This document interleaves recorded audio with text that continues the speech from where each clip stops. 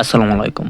আজকে আপনাদের দেখাতে চলেছি সরকারি ফজলুল হক কলেজ, স্থাপিত 1940 সালে বরিশাল জেলার একটি ছোট্ট শহর চাখার। প্রতিষ্ঠিতা শেরেবাংলা একে ফজলুল হক। দক্ষিণ বাংলার মানুষকে সুশিক্ষিত করাই ছিল ফজলুল হকের মূল উদ্দেশ্য, তাই তিনি এই কলেজ নির্মাণ করেন। তার নামের সাথে মিল রেখে নামকরণ করা হয় ফজলুল হক কলেজ। এটি বরিশাল বিভাগের দ্বিতীয় প্রাচীন ও বৃহত্তম কলেজ। তার নামের সাথেই মিল রেখে নামকরণ করা হয় ফজলুল হক কলেজ। 1978 সালে গভর্নমেন্টের আওতায় নেওয়া হলে এর নামকরণ হয় সরকারি ফজলুল হক কলেজ।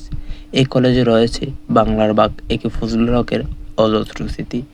19 শতকে এ কলেজের প্রবল নাম ডাক ছিল, তবে গভর্নমেন্ট দেশের শিক্ষার হার বাড়ানোর জন্য প্রত্যেক উপজেলায় কলেজ প্রতিষ্ঠিত করার কারণে এর নাম ডাক কমতে থাকে। দেশের বিখ্যাত খ্যাতিমান কলেজের মধ্যে এটি একটি অন্যতম কলেজ।